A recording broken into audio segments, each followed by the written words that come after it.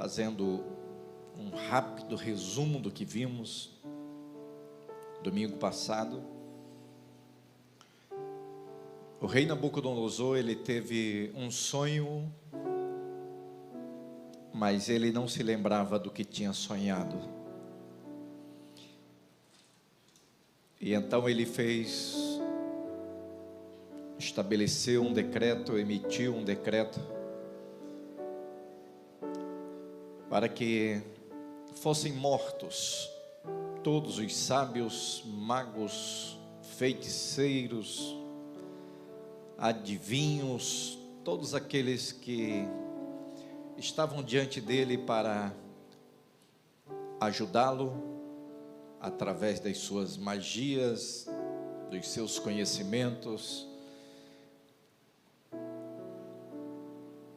E o fato é que a condição era: ou vocês me revelam o que eu sonhei e me dão a interpretação do meu sonho, ou todos vocês serão mortos, vossas famílias serão mortas, vossas casas serão destruídas. Esta é a condição irrevogável. E o fato é que Daniel, ainda um adolescente, ele pede para estar diante do rei e pede ao rei que lhe dê um tempo para orar ao seu Deus.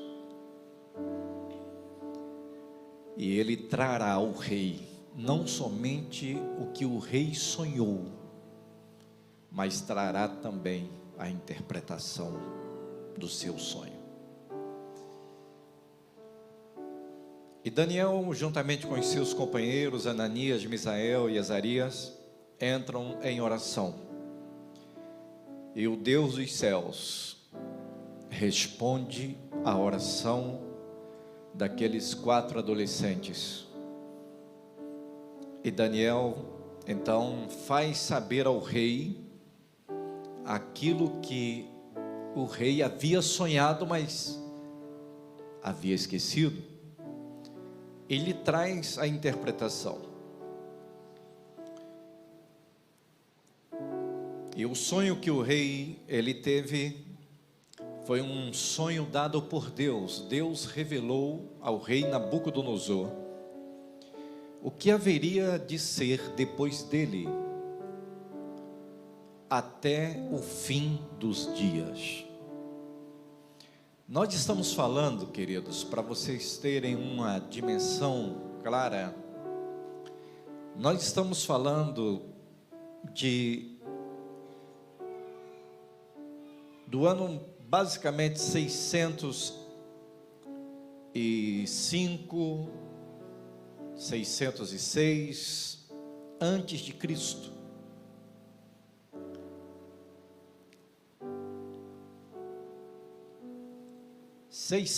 Anos antes de Cristo, mas coloque aí 2022 anos, faça a soma e veja o que Deus naquele tempo já estava revelando o que estaria acontecendo nos nossos dias. Por isso, o nosso Deus não é apenas o Deus dos princípios, mas o nosso Deus, Ele está no princípio e está no final. Ele é Senhor da história. Algo que o rei Nabucodonosor, ele vai fazer menção, dizendo que o rei tomou a palavra e disse a Daniel, depois que Daniel revela o sonho e a sua interpretação, o rei Nabucodonosor, ele disse no capítulo 2, verso 47, certamente vosso Deus é Deus dos deuses e o Senhor dos reis, e o que revela os mistérios, pois pudeste revelar este mistério Então o rei engrandeceu Daniel e lhe deu muitas honras e grandes dons, e o pôs por governador de toda a província da Babilônia, e por chefe supremo de todos os sábios da Babilônia. Daniel pediu ao rei que constituísse sobre os negócios da província da Babilônia Sadraque, Mesaque e Abdenego, permanecendo Daniel na corte do rei.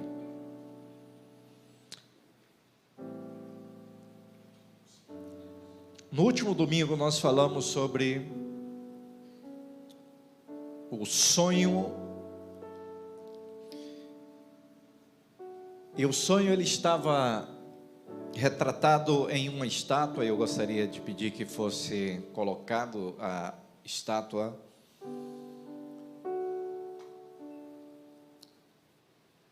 Para que nós pudéssemos então entrar diretamente na palavra de hoje.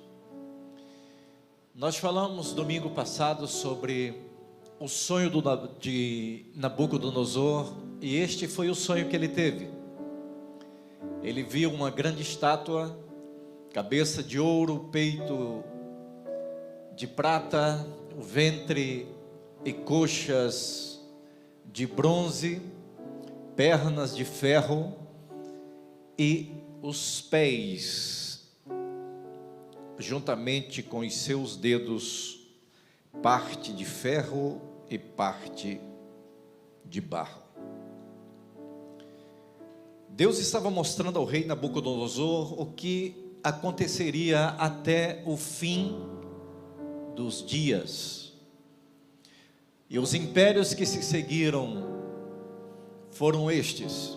Depois da Babilônia, veio o Império Medo-Persa. Depois do Império Medo-Persa veio o Império Grego, representado pelo cobre.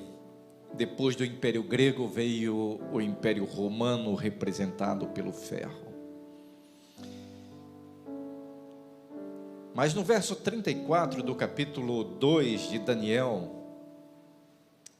e aqui a gente entra exatamente nessa última parte ali, que fala tempo do fim.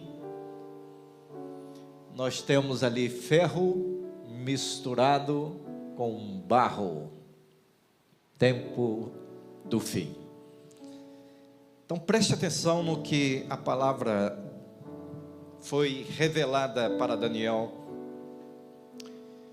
No verso de número 34 do capítulo 2, está escrito assim: estavas vendo isto. Daniel está falando com Nabucodonosor. Ele diz assim: você estava vendo isso. Isto que? Essa estátua, cabeça de ouro, peito de prata, ventre de cobre, coxas de ferro, pés misturado ferro e barro. Então ele diz: estavas vendo isto, quando de repente uma pedra se desprendeu, sem intervenção de mão alguma, e feriu a estátua em seus pés de ferro e de barro cozido, e os esmiuçou. Então também se esmiuçaram o ferro, o barro cozido, o bronze, a prata e o ouro, e foram como pó das eiras no verão, e o vento os levou, sem que deles ficasse algum rastro. Mas a pedra que feriu a estátua fez-se um grande monte que encheu toda a terra. Amém e graças a Deus. Nós vamos estar frisando nessa noite essa última parte, aonde os pés dessa estátua, juntamente com os seus 10 dedos, são feridos pela pedra que é cortada sem mãos, e ela desce e bate com ímpeto sobre os pés dessa estátua. Como vocês já viram,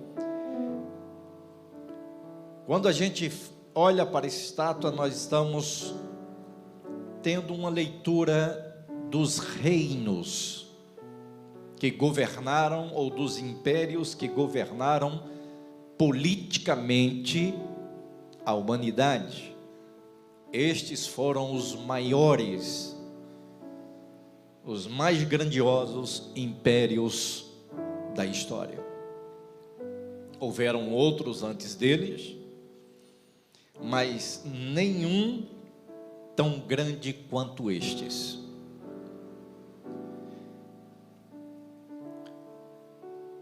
O que nos chama a atenção é que, basicamente, o primeiro império já passou, o segundo também já passou, o terceiro já passou, o quarto, ele já passou, mas existe um restante dele. A sua base, pés, juntamente com 10 dedos.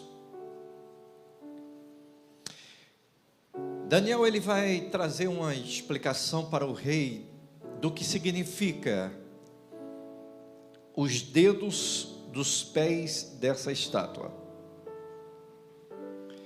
E vai dizer algo muito poderoso no versículo 44 do capítulo 2. Ele diz assim: mas nos dias desses reis. De que reis ele está falando? Cada dedo dessa estátua, a gente está falando de uma estátua que representa reinos, impérios. Então os dedos dos pés dessa estátua, que são no número de 10, cada uma representa um rei. E isso está no fim da história destes reinos. Ele diz assim no verso 44: mas nos dias desses reis. Pense aí, lá no final dos dedos dessa estátua, ele diz: se levantará um reino que não será jamais destruído, nem será o reino deixado por outro povo. Ele esmiuçará e consumirá todos esses reinos, mas ele permanecerá para sempre. Da maneira como viste que do monte foi cortada uma pedra sem intervenção das mãos humanas, a qual esmiuçou o ferro, o bronze, o barro, a prata e o ouro, o grande Deus mostrou ao rei o que há de acontecer no porvir. O sonho é verdadeiro e fiel é a sua interpretação. Glória a Deus.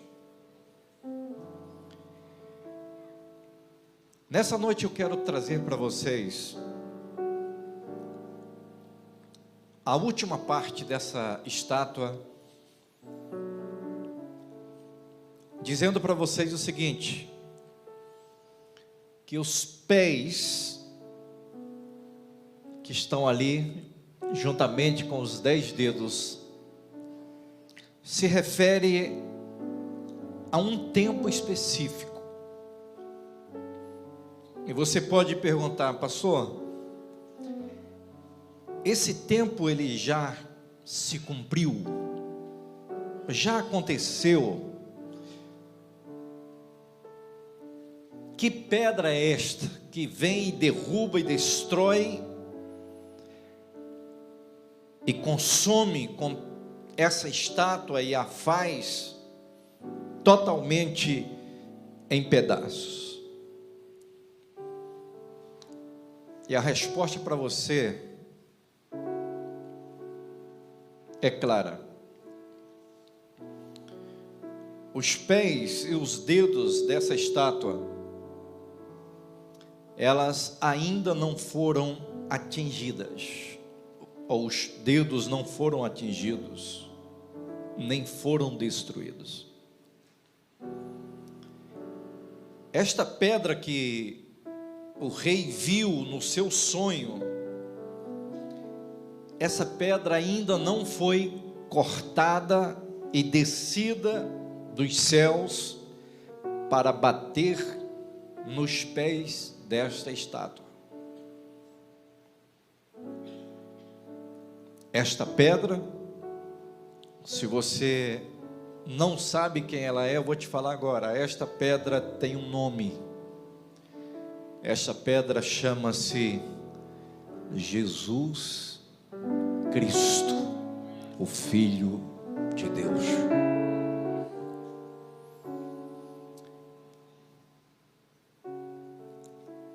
Jesus, ele veio a primeira vez, e o império, na época que estava dominando, que estava reinando, governando o mundo, era o Império Romano. Jesus, ele destruiu o Império Romano ou foi morto por ele? Foi morto por ele. Foi crucificado por ele. Mas não foi destruído por ele. Jesus, mesmo tendo sido morto pelo poder do Império Romano, ele vai à sepultura, vai ao túmulo, mas a Bíblia diz que ao terceiro dia ele ressuscita dos mortos. Ele vence a morte, ele vence o inferno e está voltando para destruir o Império Romano, o Império Grego, o Império de prata, Medo-Persa, o Império da Babilônia. Todos estes impérios virarão pó diante da grandeza do império que está por vir. Essa grande pedra que Daniel, ele traz a interpretação, ele diz o seguinte: esta pedra que feriu a estátua, ela fez-se um grande monte que encheu toda a terra. O que ele está dizendo com isso? Dentre todos os impérios que já passaram pela história da humanidade, os maiores deles que estão expressos ali nessa estátua, nenhum deles se compara ao império que está por vir, o império de Jesus Cristo, o Filho de Deus. Eu quero que você lembre de uma palavra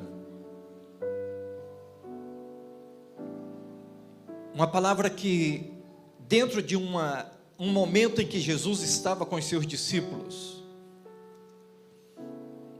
foi feita uma pergunta para ele. Ou Jesus chamou os seus discípulos e perguntou-lhes, na verdade: quem os homens dizem ser o Filho do Homem? E os discípulos começam a falar: Uns dizem que tu és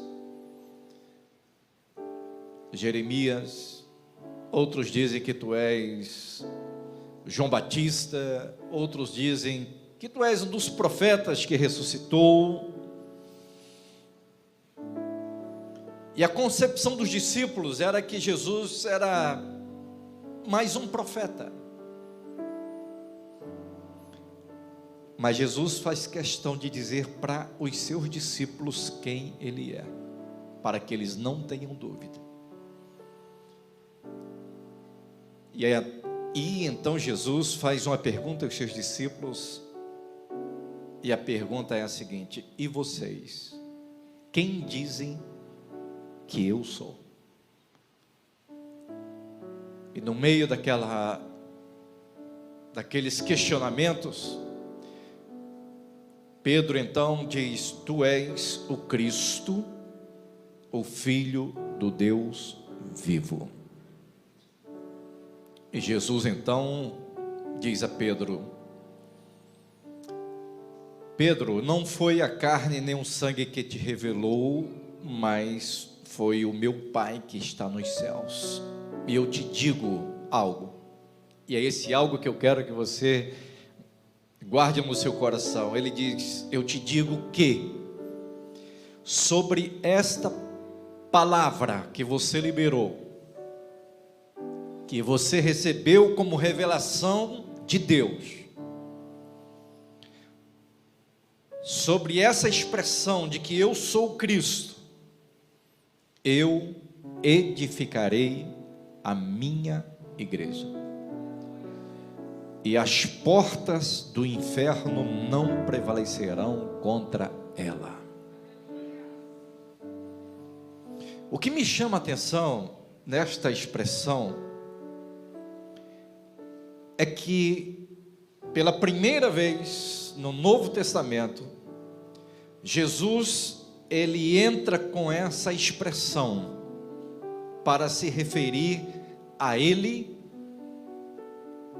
e a sua igreja.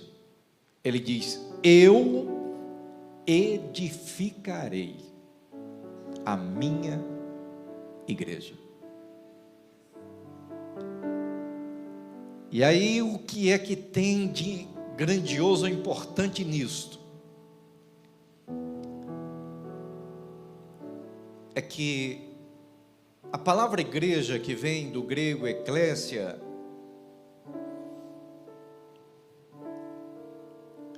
somente poderiam ter igrejas reis.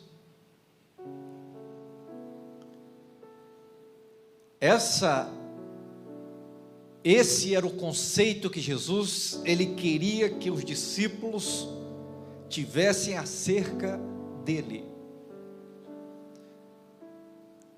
Jesus não queria que os seus discípulos pensassem ou imaginassem que ele era mais um profeta, que ele era um revolucionário, que ele era um camarada enviado por Deus para apenas fazer milagres, curar enfermos, ressuscitar mortos, para abalar as estruturas. Não. Jesus está dizendo para os seus discípulos: eu edificarei a minha igreja, a minha eclésia.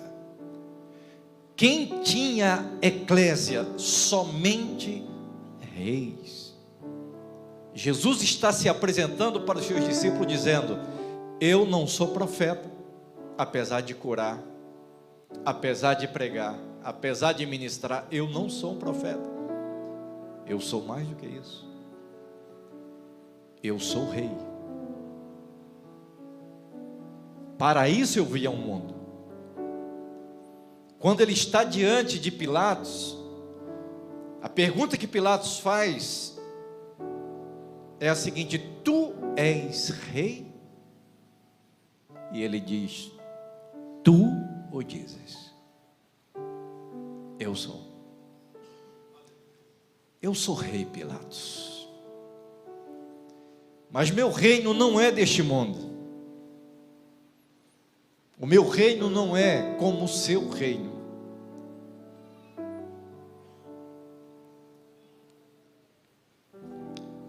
Eu vim ao mundo para isto. Mas faça o que você tem que fazer. Cumpra o seu papel. Não se preocupe comigo.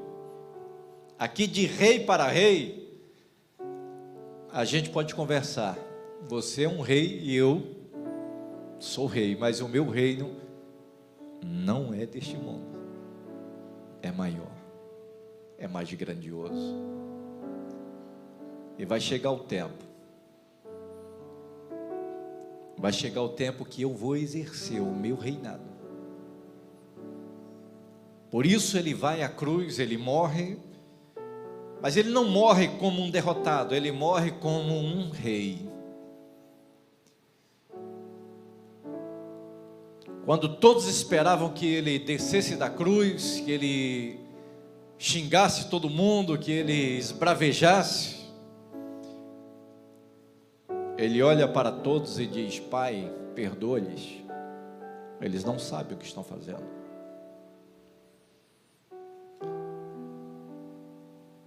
O ladrão que está ao seu lado tem um insight. Depois de zombar durante a manhã inteira, ele tem um insight, ele cai uma ficha, desce um manto, um rolo, uma revelação. Ele olha para aquele homem desfigurado naquela cruz, sua cabeça inchada, uma coroa de espinho na cabeça, suas costas expostas, sangrando, já quase sem vida. Ele olha para Jesus e diz: lembra-te de mim quando tu entrares no teu reino. Quando ele olha para aquele homem na cruz, todo arrebentado, ele consegue enxergar que ali não está um ser humano comum, ali está um rei. E como um rei, Jesus, ele usa as suas últimas palavras dizendo: Pai, está consumado. A obra que o Senhor me deu para eu fazer, ela está consumada. Em tuas mãos eu entrego o meu espírito. Ali ele despedaçou, ele quebrou, destruiu os nossos, ou o nosso maior inimigo. Voltando ao texto de Daniel, a primeira vez Jesus ele vem em estado de humilhação. O Império Romano o mata, coloca ele dentro de uma sepultura, coloca guardas para proteger o túmulo, para que o seu corpo não seja tomado. Mas por mais bem guardado e selado que aquele túmulo estivesse, anjos descem do céu. Os guardas que guardam aquele túmulo ficam apavorados, extasiados pela glória que é revelada ali.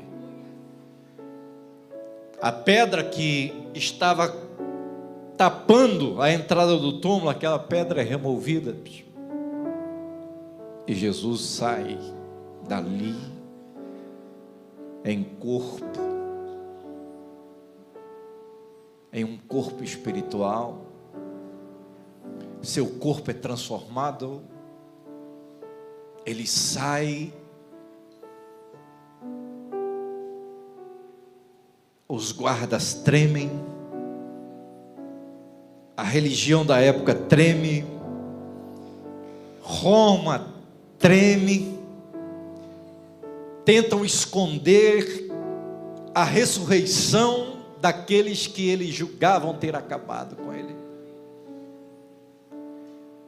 Mas ele surge, ele sai do túmulo como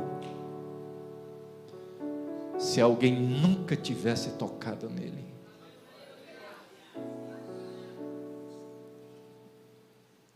E diante dos seus discípulos que estão amedrontados, ele manda uma mensagem, diz: fala para os meus discípulos me encontrarem lá na Galileia. Eu vou encontrar com eles lá.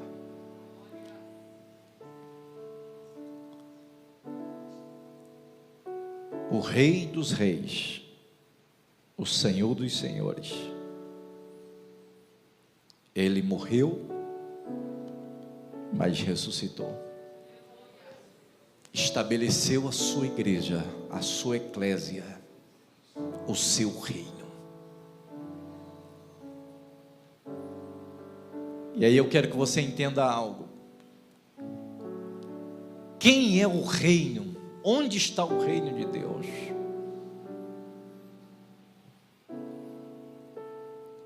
Você e eu. A igreja, a eclésia do rei, somos nós. Se os seus olhos espirituais se abrissem, você ia começar a ver as pessoas não como elas estão, você as veria de uma outra forma.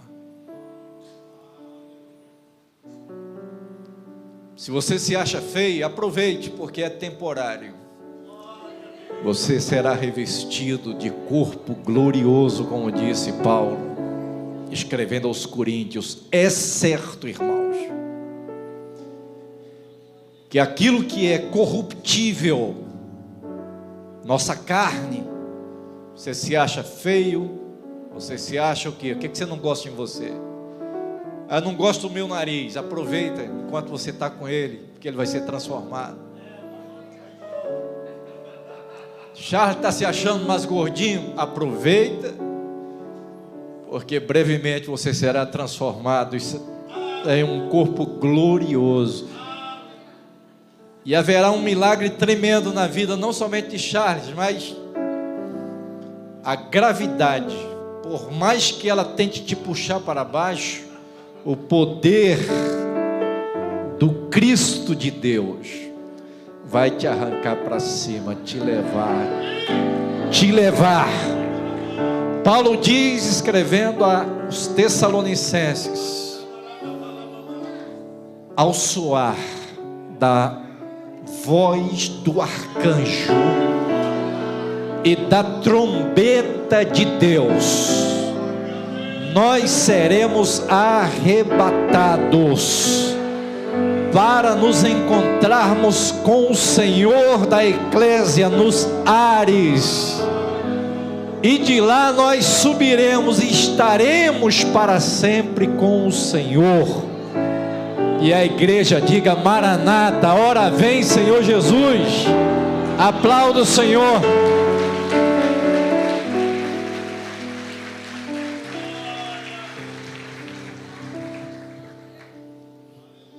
Você está entendendo quem você é, querido? Você é a eclésia. O que é a eclésia? Você faz parte de um reino. Não importa se você é pobre, rico, milionário. Não importa se você é branco, albino, asiático, japonês, brasileiro, índio. Se você pertence à eclésia de Cristo, você, filho de rei, é príncipe. Filha de rei é princesa. Nós estamos aqui no meio da eclésia de Cristo. Este lugar é especial. Você é especial.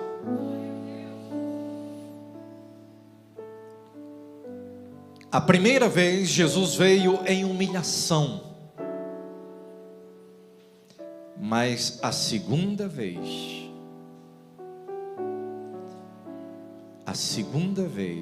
ele vem em glória. Eu quero que volte aquela imagem que a pedra bate com ímpeto nos pés dessa estátua. Esta pedra é Cristo, e ela vai bater nos pés dessa estátua, e isso significa o fim dos reinos humanos. Até aí os homens, os reinos humanos governaram e dominaram. Babilônia, Medo-Persa, Grécia, Roma, os reinos que estão representados nos dedos dos pés dessa estátua, governaram até aí. Mas essa pedra está vindo. E quando ela vier, ela vem para arrebentar todos os reinos que vieram antes dela. Porque não há reino semelhante ao reino do nosso Deus. Esse tempo, queridos, você pode perguntar, pastor, mas quando acontecerá isto? Nós vamos ter, na próxima ministração, eu vou trazer com mais clareza para vocês o que vai acontecer especificamente antes que esta pedra bata nos pés dessa estátua. Mas eu quero ler algo para você que vai mostrar exatamente esse impacto, como acontecerá. Quando o Cristo de Deus, o Cristo que nós amamos e servimos, quando e como Ele vai assumir o controle dos reis, dos reinos da terra. Apocalipse capítulo 19, verso 11. É exatamente o momento em que esta pedra está sendo refletida. A gente, em alguns momentos, nós vamos fazer um cruzamento de informações de Daniel e Apocalipse. Em Apocalipse está escrito no capítulo 19, verso 11, dizendo o seguinte: então, isso é a visão que João está tendo, vi o céu aberto, e eis que um cavalo branco, e o que montava se chamava, fiel e verdadeiro, o qual com justiça julga e peleja.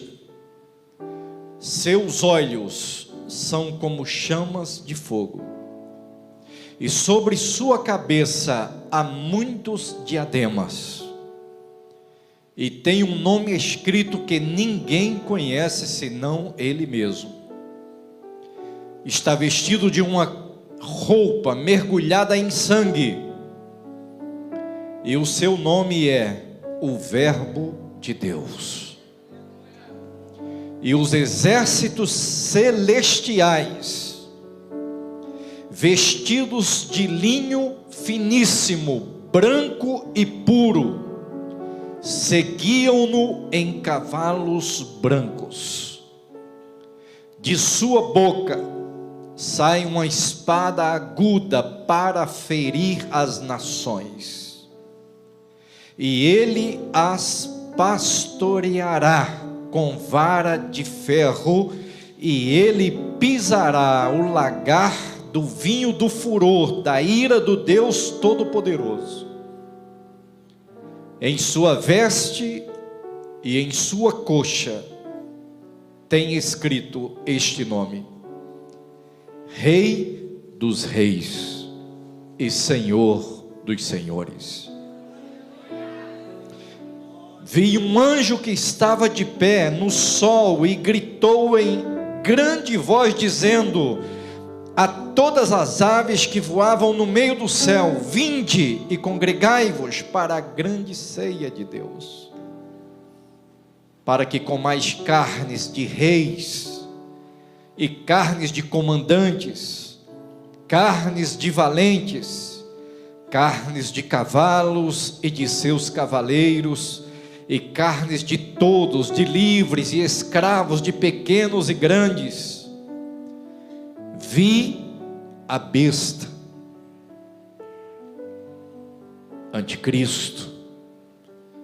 Eu vi os reis da terra e seus exércitos reunidos para guerrear contra aquele que montava o cavalo e contra o seu exército.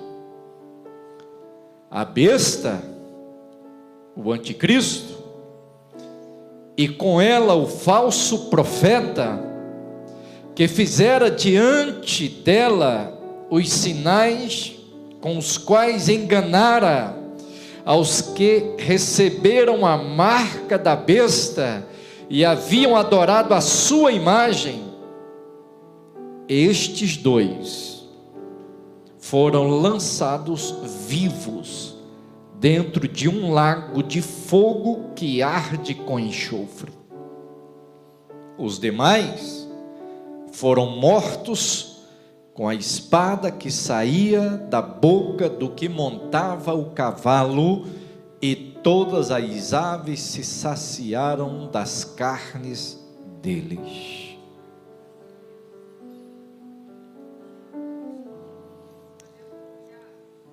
Se você entendeu ou não entendeu, deixa eu te falar. Esse cavalo é símbolo de força, sempre foi símbolo de força. Sua cor, branco ou branca, e o seu cavaleiro, seu nome, o Verbo de Deus. Quando João escreve sobre isso no seu livro, no primeiro capítulo, ele diz que no princípio era o Verbo, e o Verbo estava com Deus, e o Verbo era Deus. Jesus, ele veio a primeira vez, ele foi humilhado, ele foi escarnecido, ele foi zombado, ele foi chicoteado, ele foi crucificado. Desta vez, não. Desta vez ele vem como Rei dos Reis, como Senhor dos Senhores. Ele não vem mais para ser pisado, ele não vem mais para ser humilhado, ele não vem mais para ser zombado, ele vem para reinar. Ele vem, e a Bíblia diz que ele pisará. Ele não vem para ser pisado, ele vem para pisar os inimigos de Deus.